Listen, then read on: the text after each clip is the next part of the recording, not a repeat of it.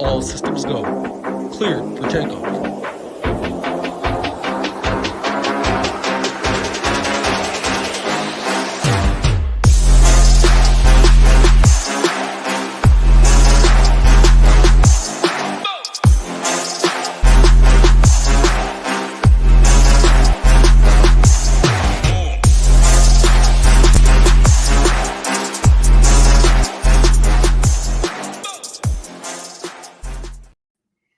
What's up, everyone? Tyler Tamboline here, a.k.a. ToeTagginTambo. We're back here on the SHIPIT Nation YouTube station. Got my guy Hoopster with me. We're going to talk all things BMW Championship. It's the second leg of the FedEx Cup playoffs. We're down to 50 golfers. After this week, it will go down to 30. Some storylines, some stuff coming in with Lucas Glover getting another win. We're not talking all that today, I don't think, at least. We'll see what we actually get into talking about. But Hoop, bring you in, man. Second last event of the season. It's the second playoff event. What are your thoughts here, man? How's it going on this fine Tuesday afternoon? Yeah, Lucas, who would have thought, halfway through the PGA season that we're at the BMW Championship and the talk of the town is Lucas Glover. It's incredible. Just an incredible run.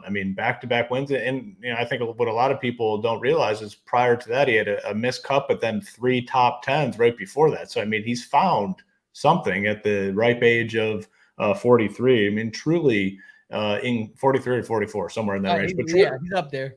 Yeah, truly be careful up there. I'm not that far off. Yeah, I don't feel like I look at Lucas Glover on the course. I'm like, he looks older than I'm 39. He looks older than 4 years older than me. And as I was thinking about that when I was watching the other day, he looks way older than 44 or whatever he is, 43, 44.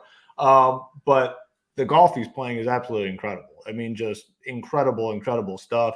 People were doubting him all throughout the week last week and just kept his foot on the necks and just got the job done. 7,400 last week. Well, now if you want to play him, paying a little bit of a premium, $9,100. So, it is definitely a talking point for this week in terms of DFS. Only 50 guys in this field. No cut event, going to be a lot of overlap for sure.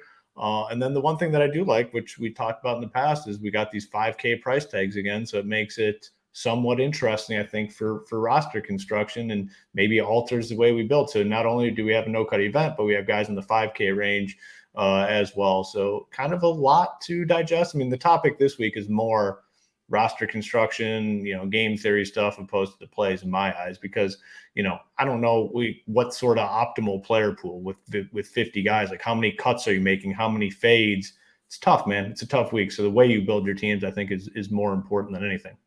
Yeah. It sounds like what you're saying is strategy becomes an important thing, right? And you hear some people out there say, learn more, win more. And I'll start it there. We always got to bring in the marketing out of the gate just to bring it up. And not everybody knows this. You didn't check out our NFL launch show yet. It's here on the channel. It's highlighted at the top. You can go check it out. But I do want to note this right now, because now is the time to sign up. If you're waiting for NFL, or you're going to get involved for NFL season over at SHIPITNation.com, on top of all the other sports that we have going on, Hoop and I recorded a 4-hour NFL DFS process video course you get free with any membership. And if it wasn't clear on the video the other day, and for those watching now, and we'll be watching this on playback, the course will go for $59 after week 1 of NFL. But any current members get it for free, and anyone who signs up leading up to that will get it for free. So if you want to get in on this and learn the process, roster construction, live finals, qualifiers, satellites, showdowns, all the other stuff that you guys want to know, this will for sure be a way to go. And then secondly, and we'll get into it now, Hoop, is we have the Blast-Off bundle. So again, want to make this really clear out of the gates, because I don't know how clear it was the other day. We talked about a lot of things on a long-winded NFL launch show, but people got a lot out of it. We had a lot of people sign up from it, and this is your chance to sign up now as well. So this bundle is for a limited time only. This is not some pricing we're introducing to the site. If you're getting in on NFL, the Blast-Off bundle, little Buzz Lightyear action, takes you to Super Bowl and beyond. You can get in for $321. It's $53 a month. It breaks down to, it's a 6-month package to everything we offer on the site, and it includes the strategy guide as well. So you get the 4-hour video course that Hoop and I recorded.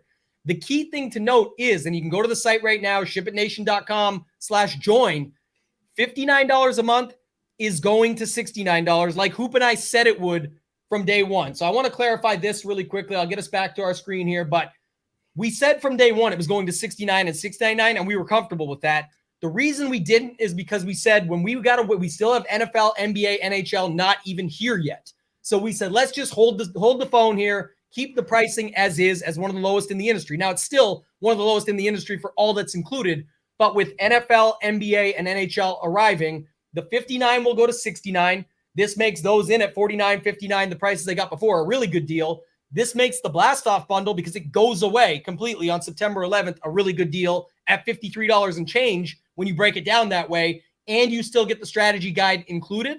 So I don't know, Hoop, if you have anything else to add. I think that makes it much more clear to people, but we feel good about where everything is at, and the market sets the reaction. We can see what's coming in from these promotions. It's very successful so far. People are joining for the Blast-Off bundle, and people are upgrading, because that's the key too. If you're on a $59 a month plan with us right now, you can only upgrade while the bundle exists. The bundle goes away soon. The bundle gets you through the entire NFL season while still getting all those other sports in between that are going on as well. Yeah. And just to add on a little bit, the goal of, SHIPIT Nation was to provide a very comprehensive, DFS content package that was the cheapest in the industry amongst the main players. And that is what we're offering up here. It's not just picks and plays. You don't need to come here just to get my core or Tambo's core or Title's core. Yeah, if you want that, come on over. But we also have projections. We also, and it's not aggregate projections. You hear a lot of sites saying, "Oh, we have projections." No, all they're doing is just taking the average of the other big sites in the industry and saying these are our projections. That's not what we have. We have proprietary projections.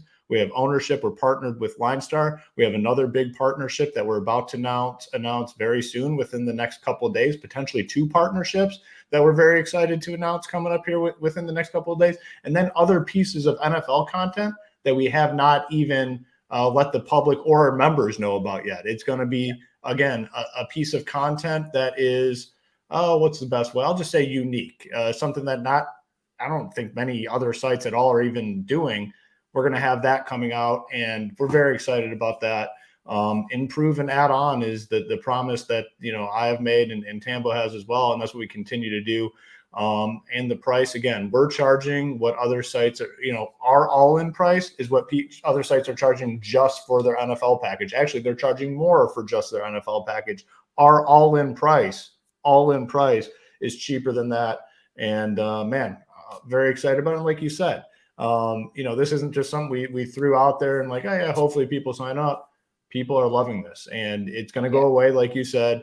And the time is now. You don't need to wait till NFL. The 3-2-1 bundle package gets you all the way through the Super Bowl. If you are a person that primarily focuses on NFL, we set this up so it takes you all the way through the Super Bowl. You'll have our NFL content along with everything else for the next 6 months.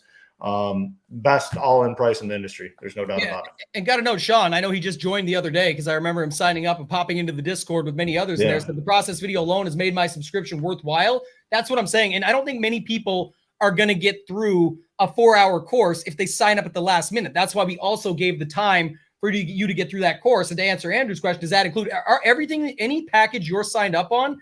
Not only locks in for life, there is no changing. You don't need a coupon code to renew it, nothing like that. But you get everything that we offer on our site. The only thing additional that continuously gets asked about that I think is a breakdown and just the maybe not knowing the industry as well is optimizers are very expensive. Optimizers cost $50, $40 to $100 a month, depending on the optimizer you're looking at. We have a partnership with the Solver, where you can get it as low as $39.99 a month. So you can marry these two together, get your 3-2-1 bundle for 6 months. Everything on our site works out to $53.50. You can go over to the Solver the same day, optional purchase. It says right on the site, add it for $239 for 6 months. And that gets you under $100 for 6 months. And you'll have access to the Solver and our site, all 6 sports, the major sports we have that will be in motion over that 6 months. You get projections and ownership projections linked right into the Solver. If you want or need an optimizer, I recommend it. And it's all updated automatically. You don't have to do copy, paste, download CSV, nothing like that. It's all going to be brought across right there for you. And lastly, Hoop, when we can move on just real quick, post this one up for the people. You can click this. We just added this today. You can't make this stuff up. Listen to the videos, go through and see it. we have people and members that have mentioned on there, and that's our testimonials where you can see what the members are saying. We can't force these people to write these and say them. We offered it up. If you'd like to say a few words about the site, you want to talk about what it's been like for you, let the people know. Let them go see and find out for themselves. But the other thing about our prices is, like Hoop said, we had a lot of people paying $59 for MLB, PGA, and then they were happy when we added MMA, NFL best ball, and that. But now at $59, they're still getting everything else we just added. When it does go to $69, it's only $10, but you're adding NFL, NBA, and NHL on top with everything that goes with all those. NFL alone is worth the money. I mean, that's the obvious, and everybody knows NFL is the biggest sport in DFS. So we'll come back to it. We can move on. I just want everything to be abundantly clear up front now about how this is breaking down. People can decide for themselves. A lot have decided already. And then lastly, the contest, you'll want to know about this, so I'll continue quickly. But anybody who signs up, we did last week. We already gave away $300 last week. Spur of the moment, Hoop added one. But this week is the official that we started this for. Anybody who signs up for the 3-2-1 bundle or the annual, because obviously that's down to $49 a month. You're just getting more for your money. Anybody who signs up for that is going in a draw for $150 cash that we'll send you, covering off at least half or some up to 25% of your annual one, over half or just under half, for your 3-2-1. But then the other side of it is, if you are a member at $59 right now and want to go and upgrade, you just go to account in the top right corner. You go to subscriptions, change or upgrade. I forget the wording, change, I think it is. You go to the 3-2-1 bundle. Man. It will prorate the money you already paid. So if you're 14 days in to your $59 a month membership, it's about $30 that it will take off the 3-2-1 bundle, charge you the difference. And that's the way you can lock in $53 a month for better than $59 and better than the future of $69. So it will cover you for a lot of stuff. Hoop, we'll come back to it if we have to, but let's move on. Anything you see with the weather here, this course, very tough course. They played it in 2020. Great event that year. Jon Rahm wins it. It was a little wild because the weather started out strong that year, and then they actually watered the greens over the weekend. So I kind of focused in on this couple of shows I did yesterday, talking about it was kind of interesting. Like Rahm shot like a 75, a 71, I think a 66 and a 64. It was low numbers on the weekends. He actually got better as the weekend went on because they watered those greens and stuff. But looking at the weather, Thursday looks pretty windy, but it's also pretty even across the board. Anything you're seeing with the weather coming into this week? Yeah, and then you got the condensed tee times, obviously, with only 50 guys playing. So, yeah, I mean, I'll keep it short on my end in terms of whether it's not going to be a factor unless anything significantly changes. And it would have to significantly change in a weird way where there's like a 2-hour window with like extreme wind and then like another, 2 to 3 hour window without much wind. So it's not going to be a factor for me this week. Yeah, and a quick question on this, just talking about solver for PGA or anything. This is just good strategy because we're off weather. I'm with you. I'll just say I echo the same so we can speed it along. But just in general, Hoop, strategy, like you said it, some people will play a 20 or a 30-man pool only this week and say, I'm going to cancel out 20 to 30 guys. And so if my stuff hits, I've got more outs to the top. He's asking, would you put 2 or 3 unique players, maybe widen your pool a bit or even within that pool to get more combinations? How do you look at this? If you're playing like 150 lineups, how do you go about it? I think if you're playing lighter, you play tighter. I stick to that saying all the time. 20 max or less, play a tighter pool. But if you are playing 150, I actually have no problem with you opening it up some. But what's your thoughts on that? Yeah, for me personally, I typically don't put too many restrictions in terms of, I'll run my teams, look at them. And sometimes the way, I build my teams, I get a lot of really like stars and scrubs where I have like Rahm and Rory and then a bunch of like 4-6K guys. So it's like, all right, I got to change some things. So, I don't set too many hard and fast rules. I just kind of do the eye test. But I think more cases than not, like you're going to get 2 to 3 uniques in a majority of your lineups. I guess it does depend on how many teams you're building. If you are only doing 20, you might see a lot of overlap. For me doing 150, I don't typically see, it's not an issue for me, but yeah, if you were doing like 10 lineups or 20 lineups and you're seeing like, 4 guys the same and then 2 different, you might want to add in some unique. So I think it's fine. I in terms of that question, I don't think there's a right or wrong answer, to be honest. Yeah, it's gonna be personal preference. Like I always say when people ask, what about this player pool size? What about this? I will say this though, if you're gonna play, like I say, if you play lighter, play tighter. So if you're in a 20 max and you're saying, okay, I'm gonna use 18 guys, let's say, and you're just gonna cut your pool way down, I actually don't think you should change the uniques. Again, my opinion, my strategy, it does differ. You can do whatever you want. The reason I say that, though, is because let's say you pick two guys that are down at the bottom as your two guys. Let's say it's Eric Cole and Lee Hodges. Well, remember, any Eric Cole lineup could just leave $200 on the table and be Lee Hodges. So if you're already playing that tight of a pool and the last thing I would want to see happen is say, shit, if I had to just move a unique of one, I could have got the Eric Cole version and the Lee Hodges version, and I would have hit because my other 5 guys of my 18 were so strong. If you are running it where it's a 2v2, you're like, of course I got Lee Hodges in this one, but he's with this idiot when this guy went off and he didn't, and I needed the opposite. So again, it's personal preference, but if you're doing it that way, and I think the lighter you go, the tighter you go, the more you can do it that way, but there is no right or wrong. It is going to affect you from the sense of more bullets at the top. If you're playing, 35 guys in a 150 max, I think that's where you're looking at a couple uniques because you're trying just to find these combinations to get a little bit different, to find your way to the top. And you're already going to be heavily cored on enough guys at the top, whether it's 6 or 8 or whatever that is, that if you get those 6 or 8 right, you'll actually want some multiples of 2v2s or something like that at the bottom to try and help get you outs to the top for if you do get those 4 or 5 guys, those 4 right at the top of your 6 or 8. So I would say it like that. Any other strategy talk, Hoop? Somebody asked PD's plays that stars and scrubs are more balanced. Don't have to say how you're going because, you can build in sets here. You can do whatever. But how do you think the field is going to approach this now that we're back into, of note, the 5K price range? You do have Patrick Rogers up to Nick Taylor, 5,500 to 5,900, and just 50 guys. Yeah, it's honestly tough to gauge, to be honest with you. Like, I always feel like in these events, these loaded field type events, people go balanced. But this week, when you look at the field, I think there's some gaps like in the balance build. There's more question marks, I'd say, like in the balance build. You got like Wyndham Clark kind of in the middle, who's kind of playing like shit. Jason Day, Cameron Young, Sam Burns, Tony Finau. They're all in that balance build type range, but they haven't been playing well. Some of them have been playing really, really bad. So I guess maybe, stars and scrubs ends up being more popular now that we kind of look at this and talk about it a little bit more. Yeah, I'm gonna go with that. I think stars and scrubs, just because there is a lot of question marks in that middle range where we typically see strong guys, 9K, lower 9Ks, 8Ks. There's a lot of question marks in there, so I think more people go stars and scrubs. Is that right this week? Man, I don't know. It's tough. This is a high variance event, so it's very tough.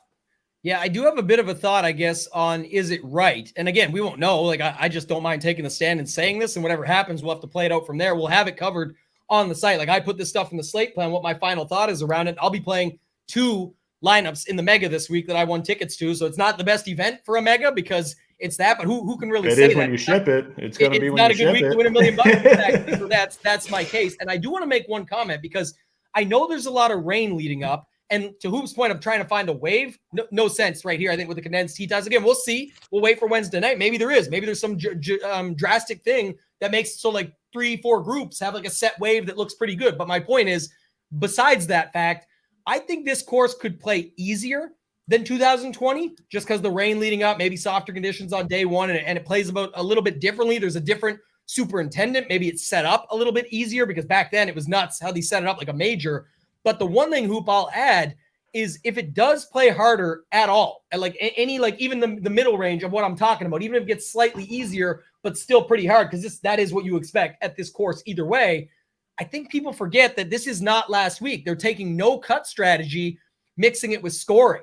That's not always true. They all get to play all 4 rounds, but that, like last weekend, you had a day on Saturday where, example, Justin Rose can go out and pop a 61 on Saturday. I don't think anybody here is popping a 61 on Saturday. And so why I say that and where the balance could become better, Hoop, is because that's where then the position placement points start to outweigh the scoring points. If there's less scoring and more pars, and par is a good score, and that happens, you'll actually see where position placement points become that much more important. So even if you get Scotty right and he wins, but you've got him with Svensson or Hodges or Kitayama or some of these guys down there that really hurt you, and then one of your mid-tier guys hurts you, even though you got Scotty right, you've got 1.5 or 2 guys hurting your 6-person lineup. Whereas a balanced structure, if you got one guy that's battling Scotty down the stretch and 5 other really solid dudes, even if they are at +2, +1, even -2, and one guy battling for the win, that can be worth a lot more if those position placement points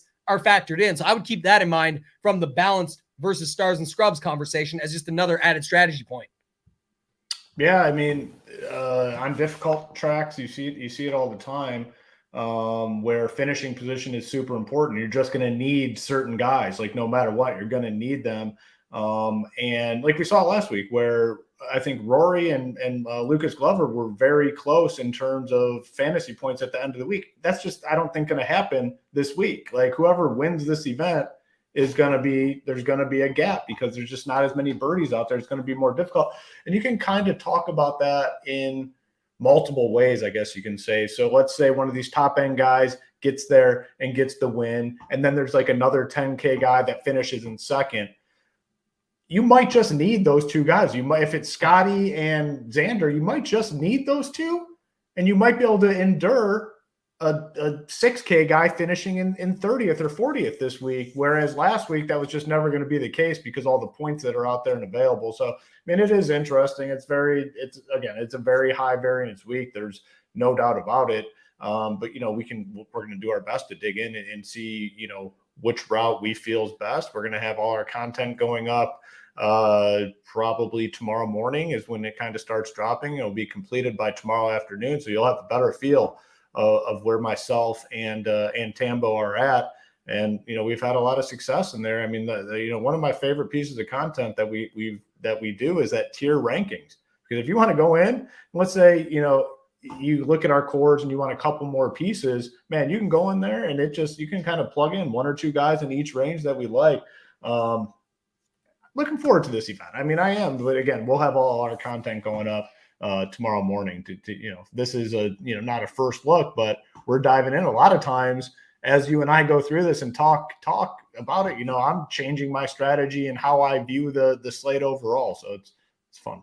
Yeah, and last week too, those tier rankings. So like I mean, this was good for me. It didn't quite work out. I had a good week.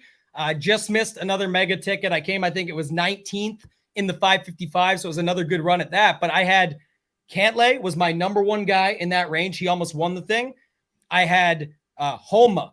I had Henley. I had Connor. I do have to thank you on Cantlay because I was fading Cantlay before coming into the show. Yeah. And you got me on him. And you know what's interesting about him is surprisingly, for like the first time ever, he didn't get the steam I thought he would. Yeah. He actually still stayed at 13. So I kind of balanced against that. And I thought I was going against a bigger number of like 18 or 20% ownership getting late steam. And it just did not happen. The only thing that hurt me though was I had Scotty Rory at the top.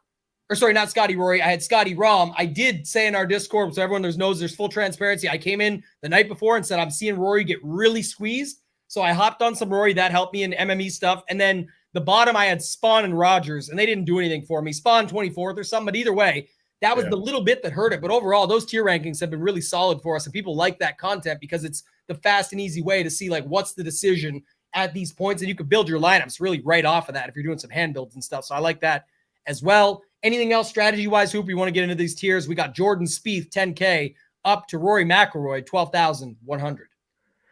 Yeah, it's a bigger range, I think, than we typically see. You know, 10K and above, we have 1, 2, 3, 4, 5, 6, 7 guys up here. Rory McIlroy coming in at 12-1, and I guess he's kind of by default, I guess not by default, by Scotty Scheffler's inability to putt has kind of, taken him into this number one spot in terms of, I'd say the guy playing best right now.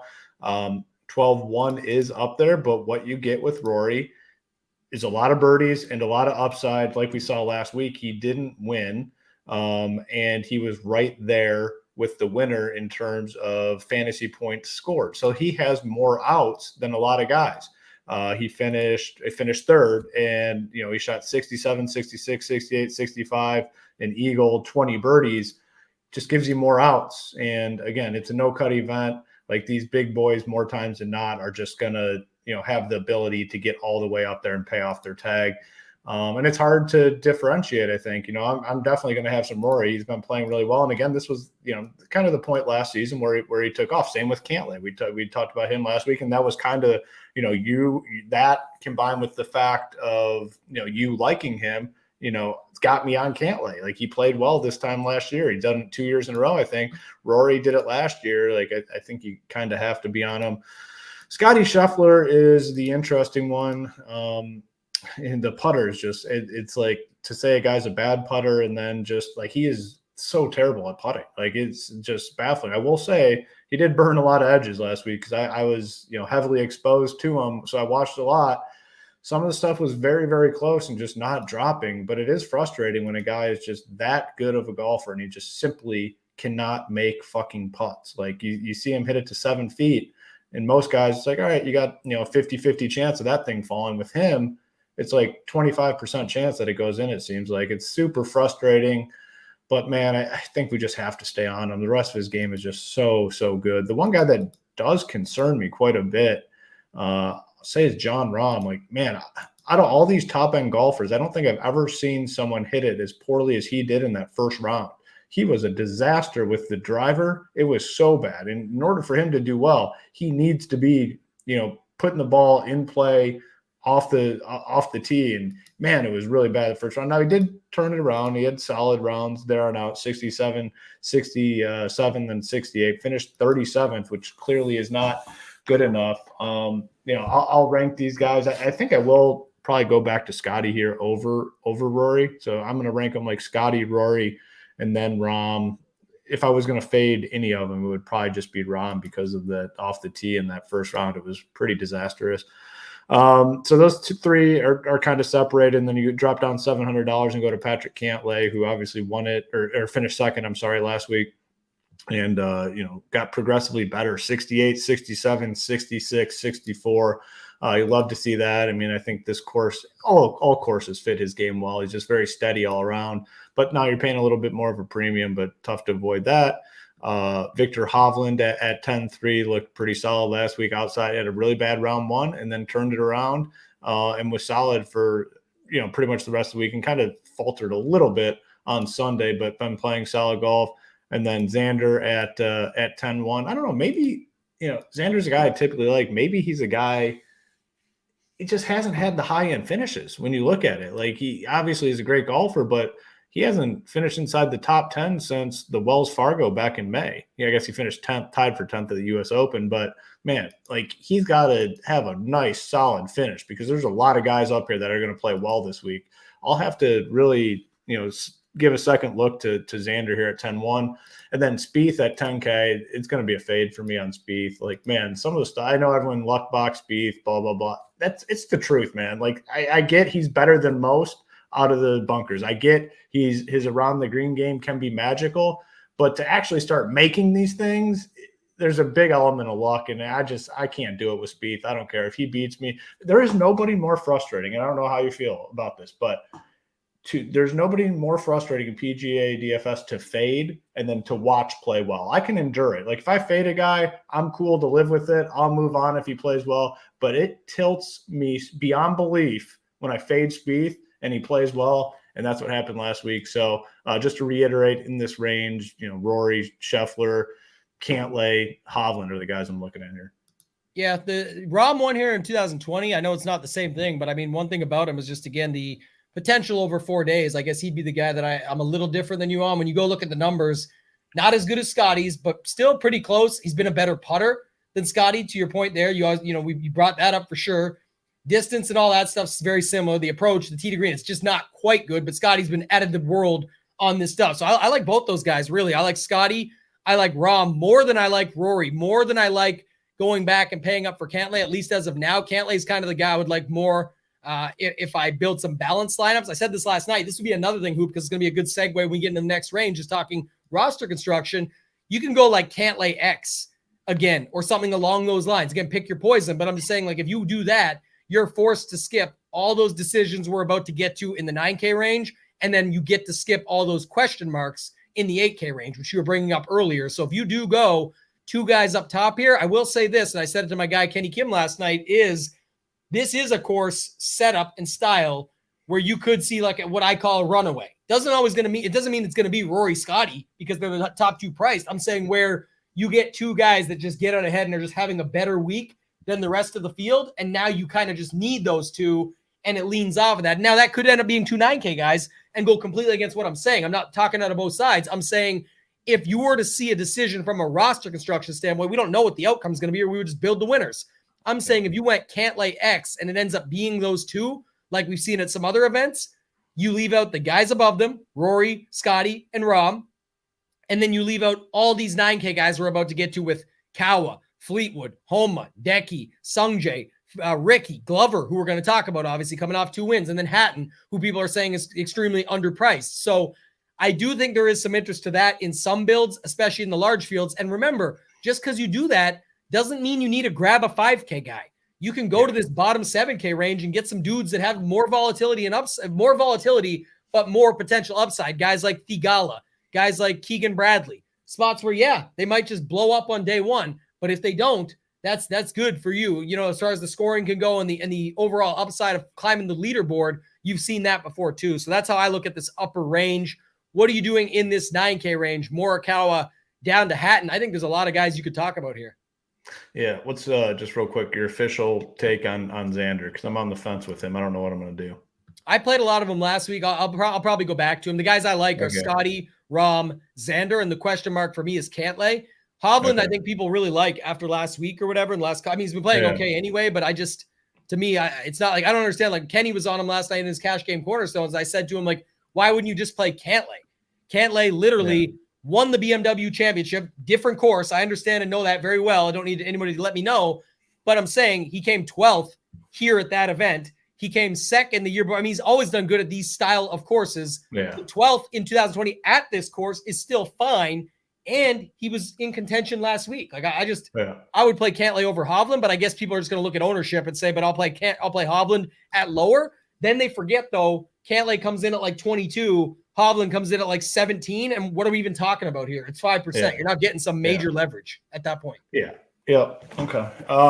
Morikawa, I liked him last week quite a bit. He was 90, 200. I don't think I like him as much this week at like 98. I mean, I know it's not like a huge difference when you look at the price tags and all that, but I just feel better. Like if I play him at 9.8, like that's going to take away from some of my guys in the 10K range. Like when you play a guy at like 9.2, it doesn't necessarily draw that much away from your, upper tier guys. Being at 9.8, I just prefer those other guys over him.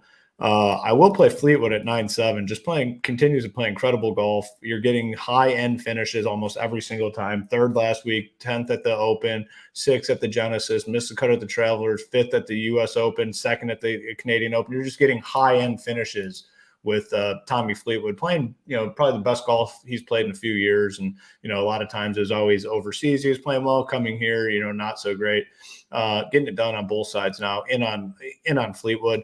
Homa, I was in on Homa last week, and what you like to see is he's progressively getting better. It was a rough stretch for a while.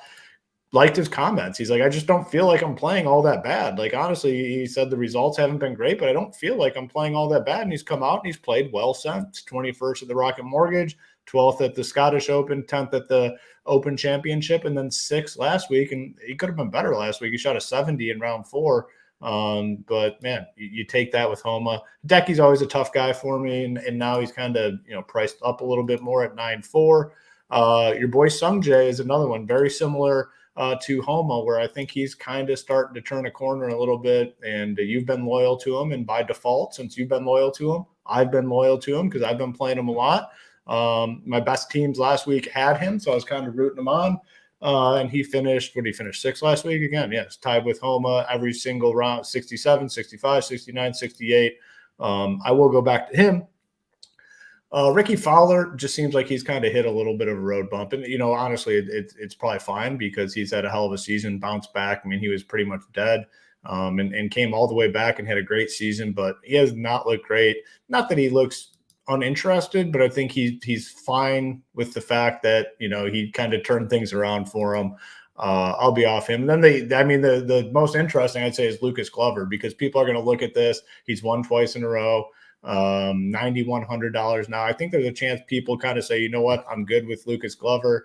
I'm going to kind of look past him and move on this week.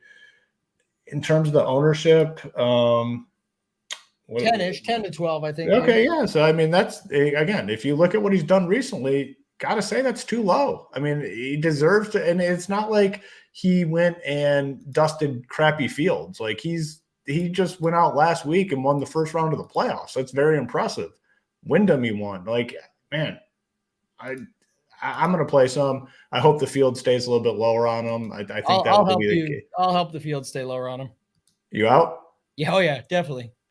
Yeah, I don't care. Like, continue to do that. I get it. But like the one thing you said, the best part is from a pure ownership standpoint, you're right. Like he's not getting the respect because everyone's just saying now he went to 9,100. He's been better. He's been winning the last 2 tournaments that half these guys have been in. So I know where people are coming from on that. I just cannot with the names around him and stuff. Again, that might be my leak. But for me, I suggest he'll be between 8 and 12%, which is an average of 10 for ownership. I'm not just playing an ownership game, though. I'm looking at some of the other stuff. And let me go to last week just to see, like, man, like even that round 4 was just so bad. It was 3 strokes game with the putter, did nothing on it, lost 3 strokes on approach. Like, man, I don't know. He's been fine. I guess, like I said, that putter is really working for him. I showed you earlier. You said, what's different? The nice, the anchor putter he's got going there where he just pins it up, a little thumb on top. But gotta love Lucas Glover. People are talking about him lots. He's definitely going overlooked in this range. But I guess my thoughts are like, what is Ricky? What is Hatton? What is Sungjae? What is Decky? Like, what are they actually getting to that is a number that's and it does. The one thing I will say, based on ownership, it looks like it's all getting spread out. I mean, from what I've seen, I mean, people are just going to kind of play a little bit of everyone and move on. So, yeah, I don't know. I'm in on him, I think, at 9-1. And then Hatton at 9K, I'm going to play him. Bad round 1, and then he was solid for the most part after that. And he's been playing really well overall. I think you're getting a good, he could easily be priced much higher. I think, this price tag is really reflective of just last week's results and nothing else. So in on Hatton at 9K. Real quick, I missed the one part. There was some stuff in the chat. I was flipping back and forth on Im versus Decky. You talked up one of them and then said out on Ricky, little bit of Glover, in on Hatton. What was your take on? And I know you liked Homa and Fleetwood, but what was your take on Im and Decky? I'm loyal to my guy Tambo. I'm with I'm Team Im, and I don't know, like Hideki. I don't know. I just not all that interested. I don't mind. I bet Hideki at 30 when I saw the number. Some people got him at 35, and I was like, at that number, he did come third here back then. He's been playing better. 2 top 16s in the last 4. Stats wise, he looks good on paper, but that's longer term. So you kind of just got to take your shot there. But if he's coming in, that's my point. If he's coming in at like 10 or 11%, I get where people will say like Glover's actually winning tournaments. Decky hasn't won in forever, but it's just, again, I'm not really in on either. But if I was picking one, I would still just go with the tried, tested, and true of Hideki Matsuyama. But why do that when I can just play Sungjae Im? And like Ram up top, good news, Hoop, the season's almost over. If Sungjae and Ram don't work out for me, I can't play JT anymore. So, I mean, that's out the window. Can't play my guy Jaeger. Can't play Nick Hardy. Like, all my dudes are going out. Aaron Rye has gone out. So, like, really all of my guys are out. So I got to keep Sungjae in the mix. I like Tommy Fleetwood quite a bit. I've said this on record now. I teased about a bet today on my Twitter, but I think it's a great get ahead of the headlines, right? This is what you do. This form for Fleetwood, like if he wins, I don't care what anybody says, for a guy that never wins, it will not surprise you when he's coming in on a 2nd, 5th, miscut, 6th, 10th, and then 3rd last week. Like these are all top 10 finishes, 1 miscut, whatever. But either way, and he could have closed in Canada. He got beat by like a 60-foot bomb from our guy, Nick Taylor, the Canadian king, that got the job done there. So either way, 9,700 is fair. You could start lineups with him. You can make him your second one in. I really don't care. But I think it's like he's just destined to win, Hoop. And it's going to be like Tommy Fleetwood gets his first PGA Tour win, albeit it's a reduced field in a playoff event with only 50 guys. And that'll be like the sting against him. So I definitely think Fleetwood is pretty interesting. I like Homa, who you talked about. I like Im, and I like Hatton. Hatton to me is the same thing as Fleetwood. It's slowed down a little bit lately with the 43rd, but before that, 12th, 3rd, 27th, 6th, 20th, 16th here back in 2020. Like his stats are all solid. When he's missing putts and giving the hole the finger, it's because he missed a par putt. He missed a birdie putt, and he still makes the par. He just does not make a lot of bogeys. So I like Hatton here as well. Those are kind of like my 4 guys in that range. Anybody else or anything else to mention there? If not, take us into this 8K range. Fitzpatrick up to the other guy, the Canadian guy, Corey Connors, 8,900.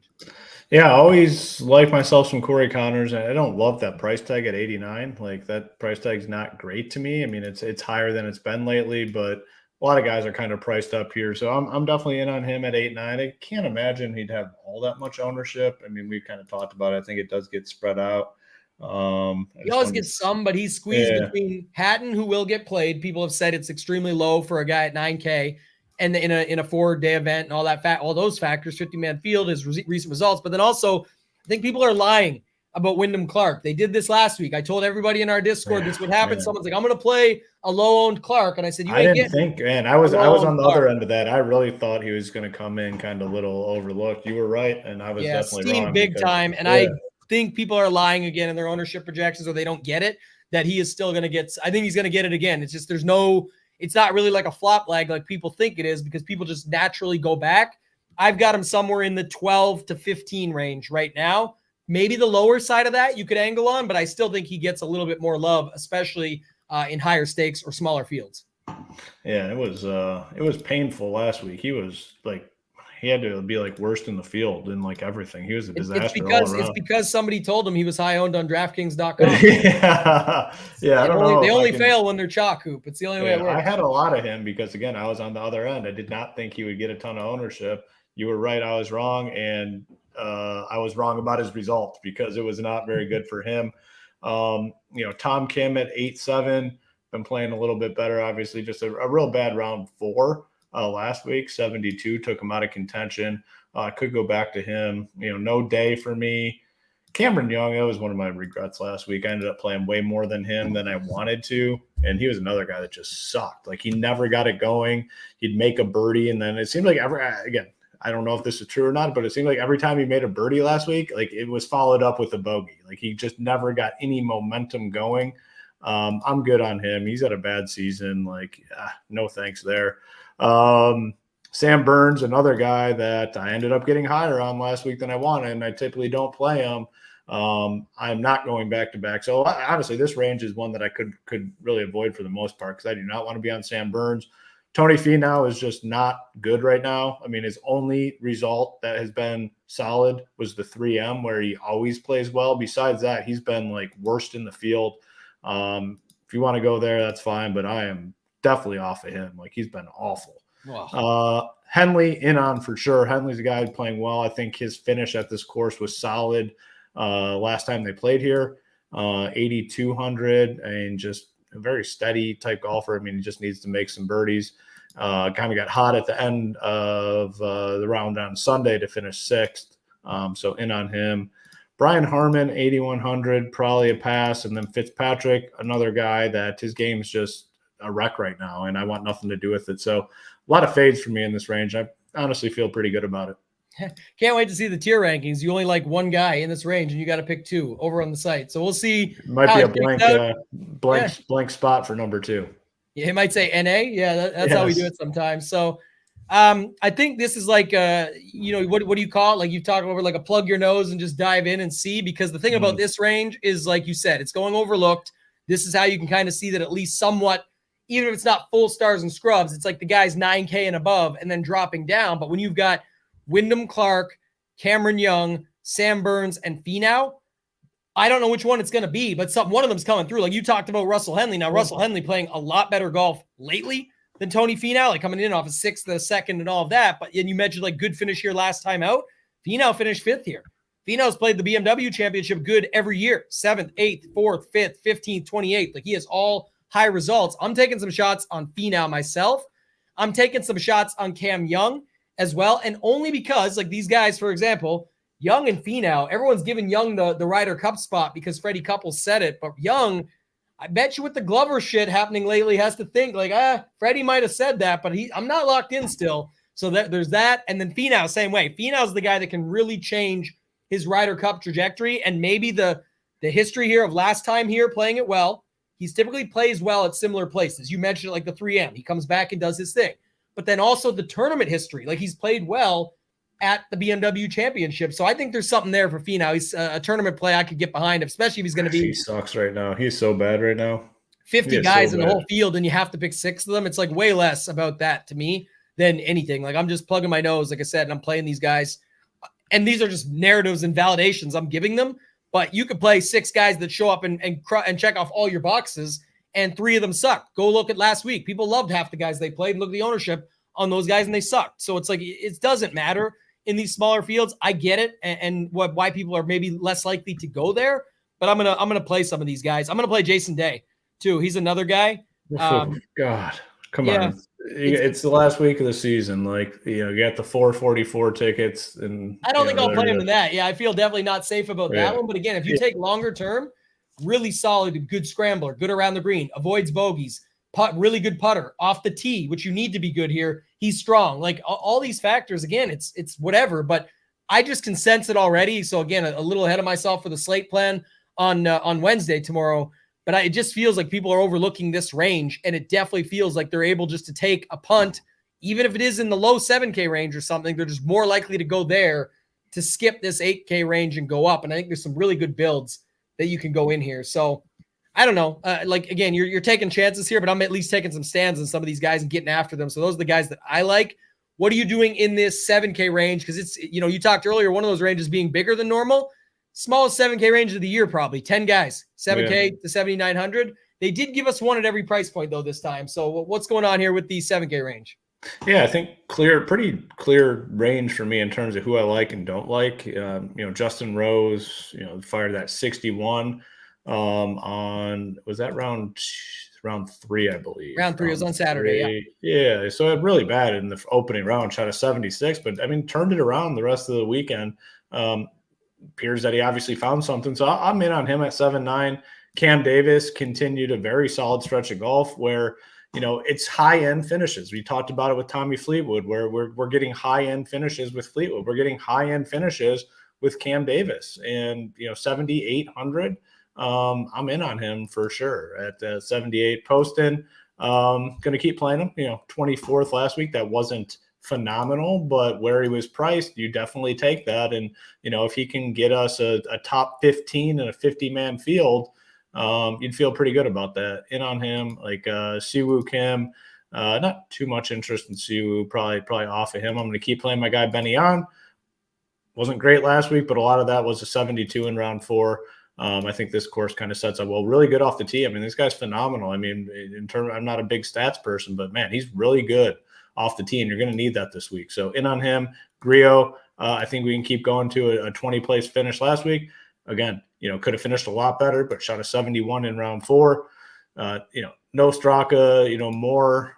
I did have some more last week. I don't know how much I'll have of him this week. Kind of pooped the bed there on in round 4. I mean, he could have easily been right there in contention. Maybe I will play some of him. Actually, he does have some. Less is more. So do you want more or less? Which one? Yeah, I think now that I think about it, maybe more instead of the less part.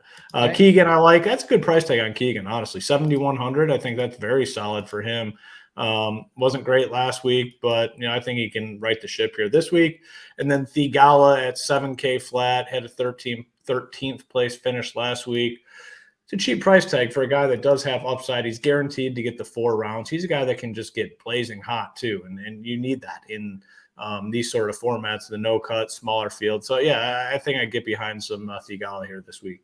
Yeah, and Thigala is like the opposite of what we talk about with Aaron Rai. Not only as far as boredom with his game and things like that, he's exciting. It's swaggy, flashy, all that, but totally different game. I was saying, but what we talked about with Aaron Rai all season was if he makes a cut, he gives you upside. This is a no cut. First of all, we know the volatility, but typically with Thigala, you're getting like a 13th or a top 20 or something like that, or you're getting a miscut or a 57th or a 62nd, depending on if there's a cut or not. So the point being, you could take a shot on a guy like this. And I was trying to look up Keegan Bradley right quick because I thought he won a BMW Championship in the past. It wasn't here. He didn't actually play this in 2020, but I think, again, he's just another guy you're taking a shot on. Vegas odds-wise, he's a guy with better odds than most in this range. He's like 650 to 60 to 1 when a lot of guys around him are 80 or 90 to 1. So there's something to take away from that for actual, again, upside that you could find there. So I think he's interesting. Interestingly enough, for Hoop, who's not a stats guy and wants to call it the Benny Ann off the tee game, who has a better off the tee game than Benny Ann? Who's that? Right above him, the guy you didn't like so much, Siwoo Kim. And Siwoo is very risky. You absolutely are either getting like a 64 or like a 79. Like it's just nuts. And you have to then withstand 4 rounds of that. But it is, again, another guy like 29th, 4th, 39 miscut, 16th. Like, again, the guy, and he just popped to 16th, by the way. So he's coming in all right. He's another guy that was not at this event, but top 29-ish at like 3 of the last 5 of these events. So definitely something you could think about there. Our guy Harry's in the chat in Wilmington. Yes. Yeah. He said Keegan, 22 first round leader. So yeah, Keegan could be a guy that you play here. Also, this birdie monster, he goes, you trying to get me to screw up my 44-44? No, not at all, man. We just want to see my logo at the top instead of yours. So keep it going here with this stuff. Hoop. Anybody else that I missed? I mean, if you had to pick 2 favorites in that range, who are your favorites? And then I'll give mine.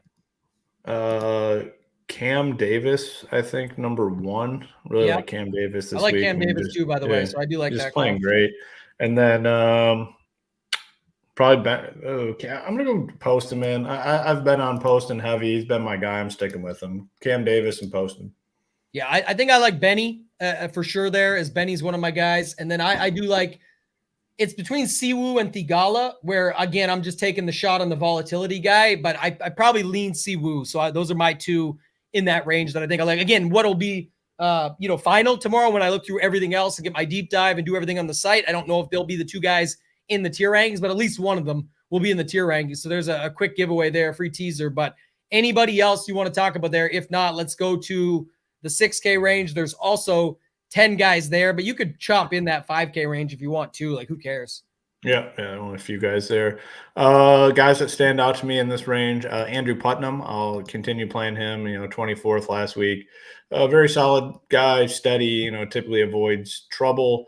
Denny McCarthy, I know, kind of another like hot topic guy, but he has just not been playing well, and I know he lost a shit ton with the putter last week. And yes, he could definitely turn that around, but it was like a lot of strokes, I believe, that he lost with the putter. And that's pretty concerning with a guy like him. If he's going to be successful, he has to be making putts.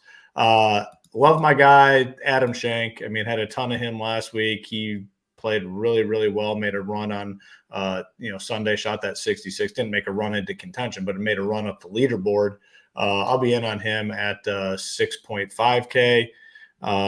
Eric Cole, I typically play him 6'3", Svensson 6'2", Lee Hodges I don't mind at 6'1", and then Chris Kirk, did not play him last week. Obviously, it was a regret. I will play him this week because when he plays well, I mean, the finishes are good again. We saw it last week where he got all the way up to 16th. Obviously, it was a no-cut event, but he continued his solid play all throughout. 6K flat.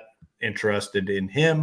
And then we have the 5K range, and obviously these guys are not great, but I will have some exposure because I do think it gives you a lot of flexibility with roster construction when you come down here. Nick Taylor, obviously I'm a Nick Taylor guy. He was solid last week, 5.9K. I can go back to him. And then Patrick Rogers at 5.5. Like, I kind of wrote him off a few weeks ago, I think, on the show, but at 5.5, I will consider him for sure. And then you got like Kitayama, Hoagie, Seamus Power. Like, I'd be open to playing these guys. No one's going to be a core player or anything like that. But I just think roster construction gets you a little bit different if you're willing to embrace some of these guys down here. But it's not going to be like a ton of ownership for me in this 5K range.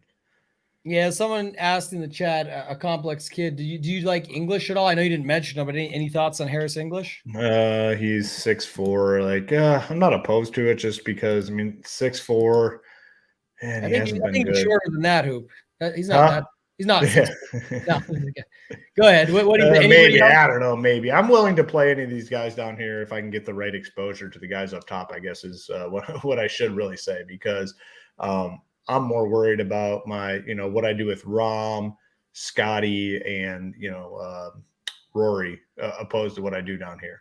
Yeah, and I think there's a couple of spots down here that I wanted to bring up. Like, again, you can look at it from, like, I guess Denny, where I would be in on Denny is, again, taking a shot, but it's only because, like I say, he's very putter dependent, hasn't done anything lately, miscut 66. But if you're looking at, a good around the green game, and if he can find a putter, that's somebody that could just show up here at 6,700 and then a little bit more experience than some of these other guys. Like, that's the other thing. A lot of these guys have never seen these events in the playoffs. And I think about like a live final, keeping it DFS related. Like, sometimes people show up, myself included, last year to the Fantasy Football World Championship. It's not where you're used to. You're excited to be there, but it's, under the bright lights now. You can make mistakes. And if that happens, it'll punish you. You'll come 165th or 174th place. Like I think it was when I review in our DFS Process 101 course, showing that off, where I think you could find some guys with the experience. And the one that comes to mind, you said it, and we love this guy forever. But here's the thing, like, on paper, Lee Hodges looks better than Chris Kirk because of the stats, all the numbers, just anything you look at, he's going to look a little bit better. And then coming in off a win and a 31st, and before that, a miscut and a 12th, but like Chris Kirk just has the 16th. But then you look at guys like Chris Kirk's played in the BMW Championship a bunch of times. Not this course, I get it, but still in general, just saying, like, knowing the strategy of going in a 50-man event, or in that case, it used to be 70 or whatever. But the point is, knowing how to just take your time and move along with it, I think is a bigger factor. And really, on paper, he looks like he's coming in lower owned. He still has really good stats, Kirk, when it comes to scrambling around the green, approach, tee to green in general, like all those numbers. I actually think that Chris Kirk could be a good play here at his price of 6,000 flat, and then maybe don't have to go below that. But if I was, it would probably be your guy that you said, Patrick Rogers, and just full punt and see what happens. Yeah. Again, you can make cases for so many of these guys. Shank really looks good, like you said. Eric Cole continues to play well and looks good. Putnam, you mentioned all of them. But for me, I definitely think I would go with Kirk. And now we're on the same page. Harry's back. If you had to bet your house on Kirk versus Hodges, go with Kirk. I think I would. And I think, again, while they may have similar, I'm just saying then I would, what I see early on is that if someone said they're both the same, I still want to side with Kirk. But it looks like if they're not the same, Hodges will have more. I would just still be more comfortable getting in on Kirk in this spot. That's just how I feel about it. Hoop, anything else that you want to add before we get out of here? No, I mean, it's, 50-man field, no cut event, high variance. You got to do some different things with roster construction. Obviously, the easiest way to get different is to be comfortable leaving salary on the table and, make sure it does look like ownership's going to get pretty spread out. And I do think that's the case in this sort of field. People just want to get a little bit of everyone, and that leads to spread out ownership. So, have fun with it this week. High variance, but it's a lot of really good golfers. So I'm looking forward to watching it.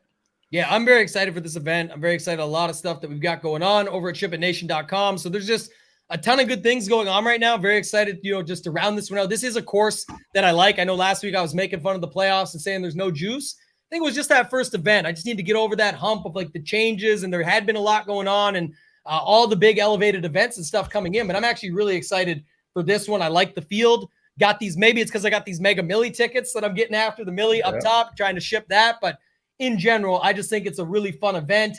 Any other questions? First run, leaving 1.2K, our guy Go Collect. Yeah, you could. Honestly, it's not going to be a huge difference here. So I'm not like purposely building all lineups like that. But for me, no problem with leaving the money on the table. I don't play Rainmakers. I know Hoop doesn't either, but I have 15 guys in the field. Would you make top-heavy lineups or spread them out? I don't know how many you get to do, but I would be okay with spreading out here. It's a very high-variance event. There's a lot of stuff that's going on. I know that top-heavy works, but if you get to spread it out on multiple lineups, I would have some top-heavy and then some of the balance, because I think a lot of people are going to be more inclined to go with the top-heavy lineups. Anything else from you, Hoop, there? I don't see anything else, man. So no. Good to go. All right, I'll wrap it up. As you guys know, we got to round it out with this. So just to tell you last time, the 321 bundle will end after week 1 of NFL. So it will go away completely. There won't be any option to get in on this. So if you want to get in leading up to Super Bowl and beyond, this is the way to do it. We still have the monthly option. It's $59. We still have the annual option. It's $5.99. If you buy any package right now and get in and join the nation, get into the Discord, get all the stuff we got going on right now for PGA, MMA, MLB, everything that's happening already, you do get the process course for free. DFS Process 101, the NFL edition, a 4-hour NFL DFS course breaking down process, roster construction, live finals, satellites, qualifiers, showdown, everything getting you prepared for the NFL season. And then, like I said, obviously what will happen is when we get to September 11th, $59 goes to $69, the $5.99 goes to $6.99, and the bundle goes away completely. The course goes up for sale, and it will not be free with purchase at that point. So now is the time to join, get in on the action, get in on the Discord, check us out. That's going to do it for this week. We will be back for the final Ship It Nation golf show of the season, the Tour Championship. It'll be a quicker show next week that we'll be back for, but that's going to do it for this week, guys. For Hoop, for myself, ToeTagginTambo, let's ship it!